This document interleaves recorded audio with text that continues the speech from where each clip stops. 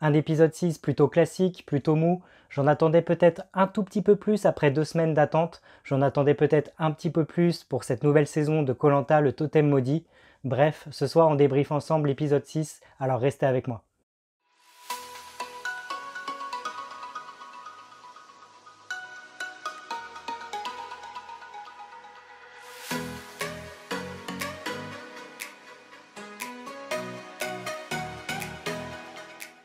Avant de commencer cette vidéo débrief sur l'épisode 6, je tenais juste à vous remercier puisque vous êtes un peu plus de 1000 à me suivre aujourd'hui. J'ai dépassé les 1000 abonnés, donc un grand merci. J'ai ouvert ma chaîne il y a un an, une chaîne avant tout littéraire, mais où de temps en temps je parle de séries, de films ou d'émissions télé comme koh. Donc voir que vous êtes aussi nombreux à me suivre au bout d'un an, ça me fait chaud au cœur, donc merci, merci beaucoup. Parenthèse fermée, on débriefe ensemble ce 6e épisode de koh le totem maudit. Après 2 semaines du coup à patienter, à attendre la suite, koh revient avec un épisode de bonne facture, même si un petit peu classique et un petit peu mou.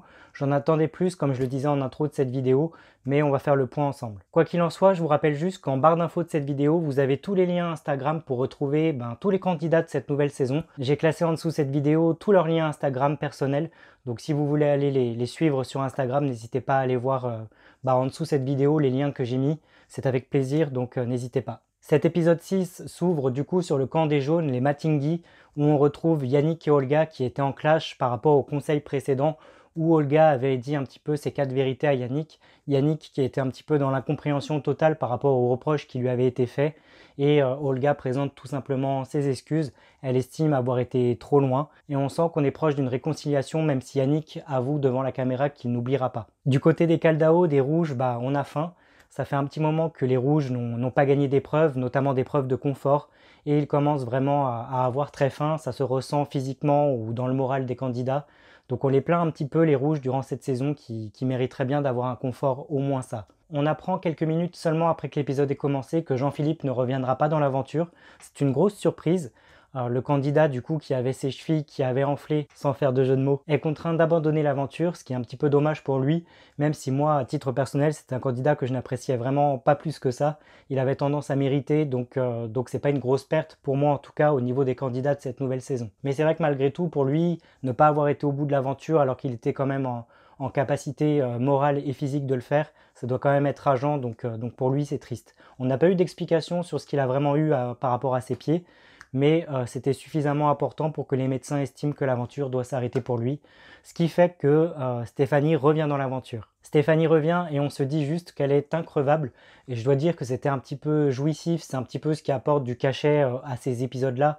Heureusement qu'il y a des petits moments comme ça parce qu'on s'ennuierait finalement, et le fait qu'elle revienne et que ça mette un peu la zizanie par rapport aux autres équipes, c'est plutôt marrant, et on se demande ce qui va lui arriver et comment elle va jouer. Et en parlant de jeu, on a une première épreuve qui est l'épreuve du coup de la poutre qu'il faut traverser pour se rendre sur une plateforme. J'appelle cette épreuve l'épreuve du tripotage, puisque c'est l'épreuve où les candidats sont le plus en lien physiquement, puisqu'ils doivent s'attraper pour passer l'un à l'autre pour rejoindre la plateforme. C'est assez physique, c'est assez stressant à regarder, et oui, c'est l'épreuve du tripotage, puisque les candidats n'ont jamais été aussi proches physiquement. Stéphanie, la pauvre, tire la boule noire pour la 4e fois. C'était assez marrant quand même à regarder. C'est vraiment comme Cassandre de koh, sauf que je ne sais pas si Cassandre a eu autant de boules noires que Stéphanie, ou si Stéphanie détient le record aujourd'hui, je ne sais pas. Mais en tout cas, la pauvre ne peut toujours pas participer aux épreuves, et revenir dans l'aventure sans pouvoir participer, c'est un peu triste pour elle quand même. Quoi qu'il en soit, c'était une belle épreuve et on a eu une belle victoire des jaunes. Donc c'était plutôt intéressant, surtout que la récompense est quand même assez extraordinaire, avec ce beau buffet, avec ce riz jaune, ce poulet et ces petites cabanes perchées à partager en duo. C'était vraiment très joli, très agréable. Donc j'aurais bien aimé que les rouges remportent cette épreuve parce qu'ils le méritent, mais malgré tout c'était une belle récompense pour les jaunes et c'était agréable à regarder. Les rouges héritent donc du totem maudit et se retrouvent sur l'ancien campement des violets, si je dis pas de bêtises, donc une sorte d'île maudite puisqu'il n'y a rien, et ils vont devoir faire avec pendant au moins une nuit, ce qui n'est pas facile. Mais bon, j'ai envie de vous dire que les rouges, ils sont plus à ça près, donc ça fait pas ni chaud ni froid, mais disons qu'ils ont tellement l'habitude de galérer depuis plusieurs semaines que finalement pour eux c'est pas grand chose de plus dans le mauvais. Et pendant que les rouges essaient de monter une nouvelle cabane, qu'ils essaient de faire la connaissance de Stéphanie, on se rend compte qu'elle ne perd pas de temps et qu'elle essaye vite de comprendre les liens qu'il y a entre ces candidats rouges. Elle essaye d'établir une première stratégie. Elle comprend que Maxime est un petit peu celui qui agace les autres membres de l'équipe, notamment les filles, et elle essaye un petit peu de les rallier à sa cause pour voter contre lui, ce qui est encore une fois bien pensé, même si j'aime bien Maxime. J'aime bien Maxime, notamment dans les épreuves, même si je trouve que son caractère ne s'améliore pas, au contraire, d'épisode en épisode, je trouve qu'il est un petit peu, pas exécrable, mais pas loin. Il faut vraiment qu'il fasse attention parce qu'il va en faire les frais s'il continue à être comme ça avec les autres. Et au vu de la bande-annonce de l'épisode 7 de la semaine prochaine, j'ai un petit peu peur que Maxime passe à la trappe s'il continue à être un peu hautain, un peu autoritaire avec les autres. L'épreuve d'immunité arrive assez rapidement, où là il faut créer un puzzle avec 18 pièces, avec une sorte de relais à 4 où ils ont 3 minutes justement pour constituer leur puzzle et ensuite le défaire pour que les autres membres, les autres 4 membres de l'équipe reviennent faire la même chose, etc. La pauvre Stéphanie tire donc sa 5e boule noire durant cette épreuve.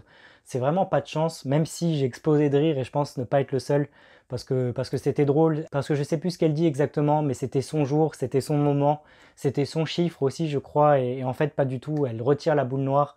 Donc le destin, elle avait une chance sur je sais pas combien de retomber sur cette boule noire. Donc 5 fois, je crois qu'on a un record.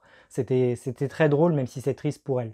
Bref, pour cette épreuve d'immunité, on a rapidement une tendance. On croit que les rouges vont gagner, mais malheureusement, et un petit peu comme d'habitude, ils se font rattraper au dernier moment par les jaunes. Les jaunes qui finissent par remporter cette victoire d'immunité, laissant les rouges sur les genoux et vraiment dépités. Et encore une fois, et on le voit durant cette épreuve d'immunité, Maxime se met encore ses camarades à dos. Donc j'espère que ça ne lui portera pas trop préjudice. Il faut qu'il se calme par rapport à sa manière de dire les choses. Parce que on comprend bien que du coup ils en ont un petit peu contre lui. Et c'est pas la première fois qu'on le voit depuis le début de ce koh le totem maudit. Donc vigilance. Bon, alors comme je le disais en introduction de cette vidéo, on a vraiment eu affaire à un petit épisode ce soir assez mou. Il n'y a pas eu de grosses surprises. Donc je vais vous épargner le blabla d'avant-conseil, comme j'aime dire, où les candidats, une fois que l'épreuve d'immunité est passée, notamment les rouges, décident de parler un petit peu de leur stratégie et de voter contre qui. Et on essaie de nous faire croire que Maxime est en danger, j'y ai cru d'ailleurs, mais finalement ils se rendent tous au conseil après de trop nombreuses coupures publicité. Et ils se rendent au conseil et c'est finalement Stéphanie qui encore une fois va faire les frais des votes des candidats et qui va se retrouver éliminée, et cette fois je pense une bonne fois pour toutes. Alors c'est pas une candidate que j'affectionne particulièrement, mais c'est vrai que c'est un petit peu triste parce que elle a essayé de se débrouiller, de monter des stratégies pour rester, elle a été éliminée en ayant tiré plusieurs boules noires, elle revient dans l'aventure, elle retire 2 boules noires et elle se refait éliminer. C'est vrai que c'est un petit peu dur pour elle, enfin si on se met un petit peu à sa place, c'est pas évident. Malgré tout, c'est le jeu et elle a quand même eu la chance de revenir. Bon, je crois que cette fois, l'aventure se termine vraiment pour elle, à moins d'une énième surprise dans l'épisode 7, mais j'y crois pas vraiment. Bref, c'est elle qui part, et encore une fois, elle part avec les honneurs, comme l'épisode précédent, où elle fait un discours plutôt encourageant par rapport aux équipes. Elle avait félicité l'équipe jaune qui avait voté contre elle, et là, ce soir, elle félicite l'équipe rouge, elle les soutient, donc c'est un beau départ, même si, clairement, on a l'impression de revivre le même épisode qu'il y a 2 semaines, mais c'est pas grave. Pour conclure, et encore une fois, je dirais que ce soir c'était un épisode en demi-teinte. Il y a eu quelques petits passages qui étaient sympas, notamment les épreuves, notamment Stéphanie qui a ajouté un petit peu de piquant par rapport à son retour. Mais malgré tout, je trouve que cette saison est un petit peu molle, un petit peu lente, que ce soit au niveau des candidats qui ne marquent pas trop, je trouve pour l'instant. On a du mal à s'attacher, j'ai l'impression que la saison a du mal à démarrer. Et finalement, après 2 semaines de coupure, on n'a pas un épisode qui nous envoie du lourd, quoi. Donc j'attends de voir la suite, ce que ça va donner. Et en parlant de ça, je voulais vous dire que la semaine prochaine, pour l'épisode 7, je ne serai pas présent sur YouTube, il n'y aura pas de vidéo, tout simplement parce que je suis en vacances. Alors je vous donne rendez-vous dans 2 semaines pour l'épisode 8, pour la prochaine chronique.